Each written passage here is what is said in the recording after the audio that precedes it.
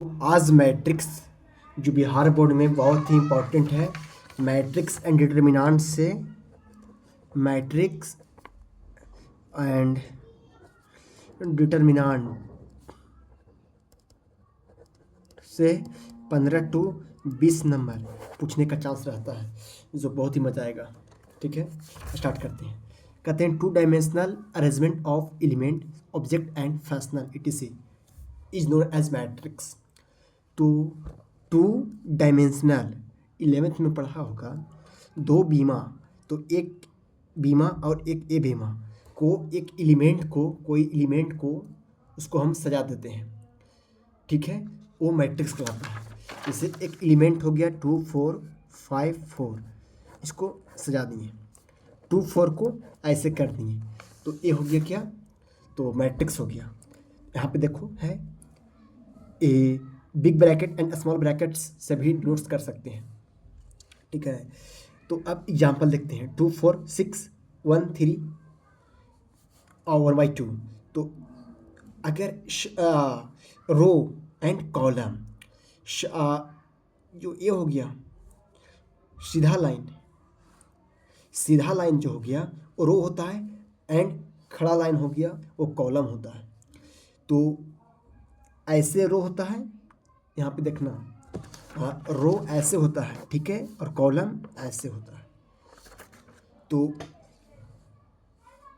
पूरा इस लाइन के एलिमेंट को रो कहेंगे और इस लाइन के एलिमेंट को कॉलम कहेंगे।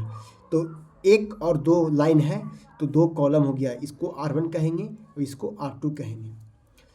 और एक दो तीन कॉलम है तो कॉलम को C से डिनोट करते हैं, तो C1 C2 C3 कहेंगे। ठीक है, उसी प्रकार नीचे एग्जाम्पल बताया गया है। ठीक है, वो 2 into 3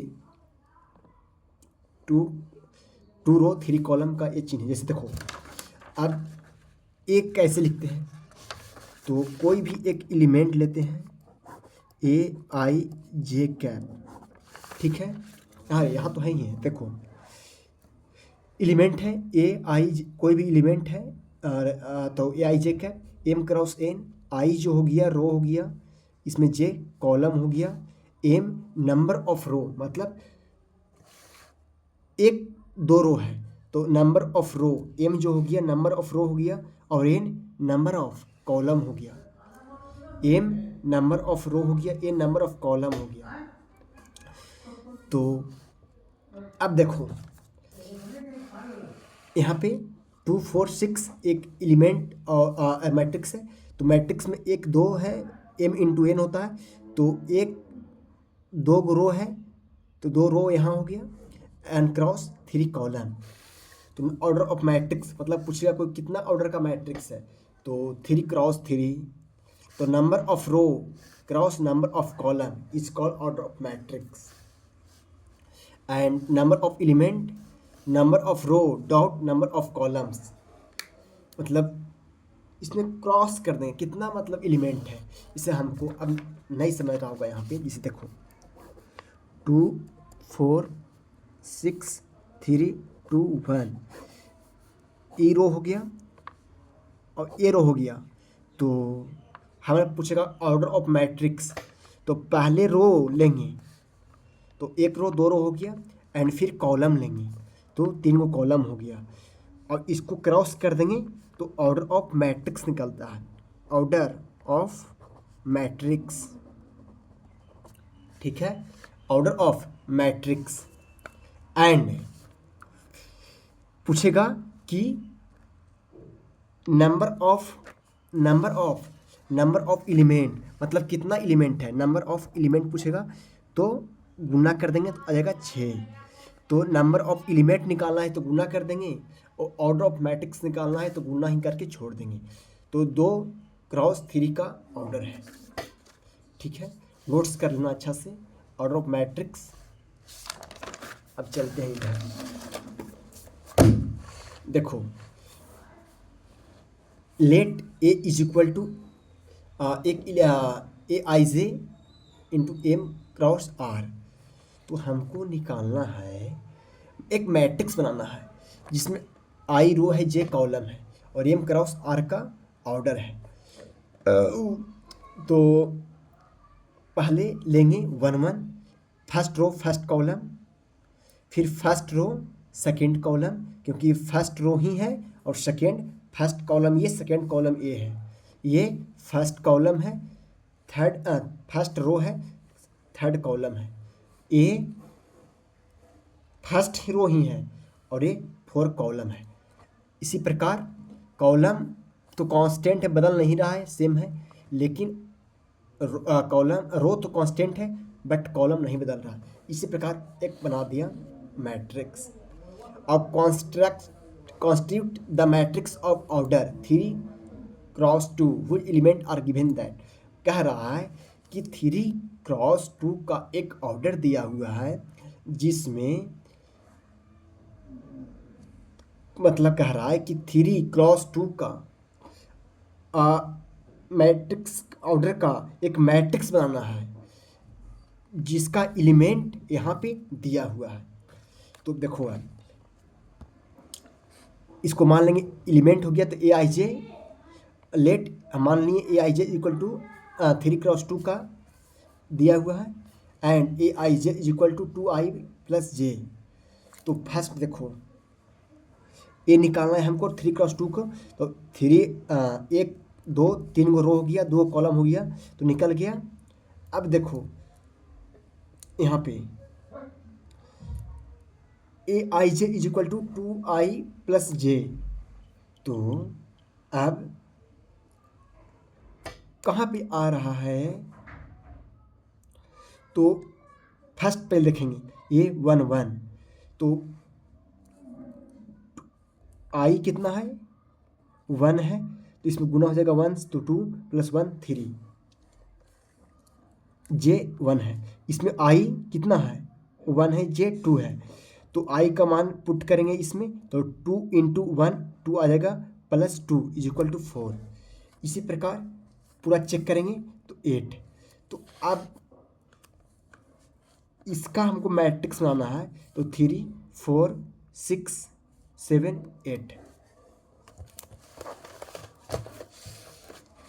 ठीक है। अब देखो लेट ए दिया हुआ ए आई जे 2x2 का ऑर्डर 2x2 एंड इसके हिसाब से हमको एक मैट्रिक्स बनाना है, तो हम लेट मान के अपने मन से 2x2 को बना लिए, ठीक है। फिर सबको चेक कर लिए, इस पर मान पुट करके A1ij में ये दिया हुआ है, तो A1 फर्स्ट इसको फिर मान पहले पुट किए 1 1 था, तो I 1 है और J भी 1 है, तो I के मान 1 पुट किए, J के मान भी 1 पुट किए, तो 2 - 1 = 2 और टोटल आ गया। फिर एक मैट्रिक्स बना देंगे, ठीक है। अब देखो if A matrix has a element find the all possible order of matrix. मतलब कह रहा है कि एक एलिमेंट दिया हुआ रहेगा, जैसे 8 एक एलिमेंट है, 8 एक एलिमेंट है, इसका ऑल पॉसिबल ऑर्डर मतलब कितना ऑर्डर में इसको लिख सकते हैं, तो 8 है, देखो 8 है तो इसको लिख सकते हैं 1 × 8, 8 × 1, 4 × 2, 2 × 4। इसको आप कैसे लिख सकते हैं, तो 1 2 3 4 4 प्रकार से इसे लिख सकते हैं। 12 को भी 12 × 1, फिर 1 × 12, फिर 6 × 2, 2 × 6, 4 × 3, 3 × 4, तो 1 2 3 4 5 6 प्रकार 12 एलिमेंट को 6 प्रकार से लिख सकते हैं, ठीक है। इसी प्रकार समझ रहा होगा। अब देखो अब 36 एलिमेंट को देख लो, तो 1 × 36, 36 × 1, इसी प्रकार 18 × 2, 2 × 18, इसी प्रकार 1 2 3 4 5 6 7 8 9 प्रकार से 36 को लिख सकते हैं।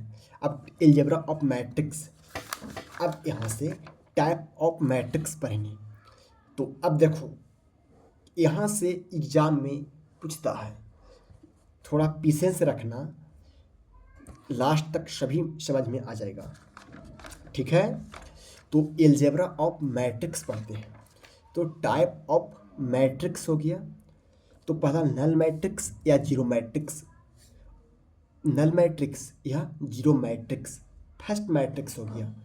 मैट्रिक्स के प्रकार में पहला पढ़ें नल मैट्रिक्स या zero matrix, all element are zero.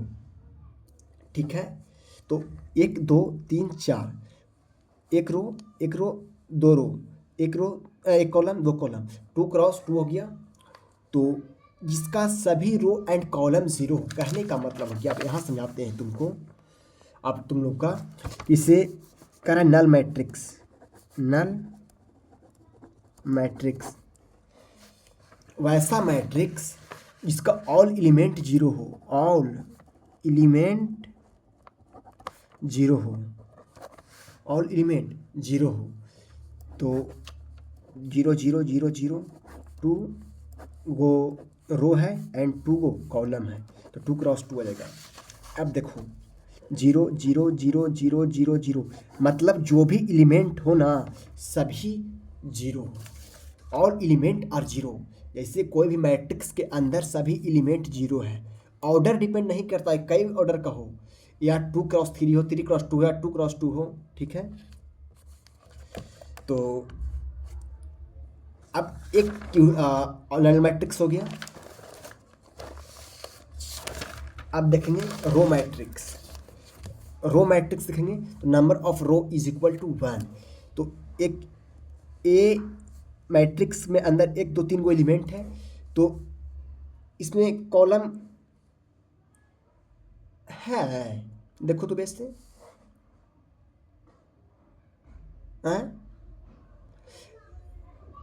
Column है, 3 गो कॉलम है, बट रो देखो तो रो कई गो है, रो एक ही है, क्योंकि एक खड़ा है और पड़ा हुआ 1 2 3 ए बी सी, एक पड़ा है। लेकिन हम अगर सीधा देखते हैं तो सिर्फ एक ही लाइन में आता है।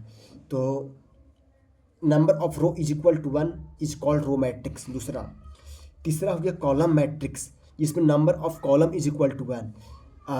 रो मैट्रिक्स में सीधा रो 1 है और इसमें कॉलम मैट्रिक्स में खड़ा जो है एक है, लेकिन रो 1 2 3 गो रो है। And square matrix, number of row is equal to number of column. जैसे ए बी सी डी एक मैट्रिक्स है जिसमें रो जितना होगा उतना कॉलम होना चाहिए। तो 1 2 गो रो है तो 1 2 गो कॉलम है, तो 2 क्रॉस 2, तो row is equal to column is called square matrix. ठीक है, अब डायगोनल मैट्रिक्स क्या होता है? तो डायगोनल मैट्रिक्स हो गया, डायगोनल कहने का मतलब क्या हो गया, विकर्ण, जिसमें जो डायगोनल एलिमेंट हो ना, डायगोनल एलिमेंट मतलब को पहचानना रहता है। ठीक है, कि डायगोनल मैट्रिक्स इस मतलब इसे ए बी सी डी एक मैट्रिक्स दे दिया, इसमें हमको डायगोनल मैट्रिक्स को फाइंड करना रहेगा कि डायगोनल मैट्रिक्स कौन कौन है। तो ए वाई जो क्रॉस रहेगा ना, ये डायगोनल मैट्रिक्स है। ठीक है, क्रॉस रहेगा वो डायगोनल मैट्रिक्स है, जैसे तिरछा देखेंगे और बाकी छोड़ देंगे तो वो नन डायगोनल मैट्रिक्स हो गया। जैसे इसमें हमको डायगोनल मैट्रिक्स कौन है, ये मैट्रिक्स दिया हुआ, तो 4 3 2 2 7 एक डायगोनल मैट्रिक्स है। ठीक है, अब डायगोनल नहीं, तो जो हम बताए ना पीछे कि diagonal element A Y R diagonal एक एलिमेंट है, ए डायगोनल एलिमेंट है, बाकी छोड़ के नॉन डायगोनल एलिमेंट है। डायगोनल मैट्रिक्स क्या होता है? तो it is a square matrix. इसे डायगोनल मैट्रिक्स तभी होगा जब number of row square matrix होगा, अर्थात number of row and number of column same होगा। तो it is a square matrix in which all non diagonal element are zero is called diagonal matrix. मतलब square matrix होगा जिसमें diagonal element जो zero नहीं होना चाहिए, नॉन डायगोनल एलिमेंट जीरो होगा, अर्थात ए वाली लाइन छोड़ के बाकी सब जीरो होगा। और स्क्वायर मैट्रिक्स भी होगा, ए वाली छोड़ के सब जीरो होगा। ठीक है, तो ठीक है, अब इसमें पूछेगा डिटर्मिनेंट ऑफ डायगोनल मैट्रिक्स क्या होगा। तो determinants of diagonal matrix is product of diagonal element. अगर इसका हमको इस मैट्रिक्स का डिटर्मिनेंट पूछ दिया तो डायगोनल एलिमेंट का क्रॉस में गुना कर देंगे, अर्थात 5 से 4 में गुना कर देंगे, 4 से 2 में गुना कर देंगे। तो टू इंटू 4 इंटू 5, तो डिटर्मिनेंट निकल जाएगा 40। ठीक है,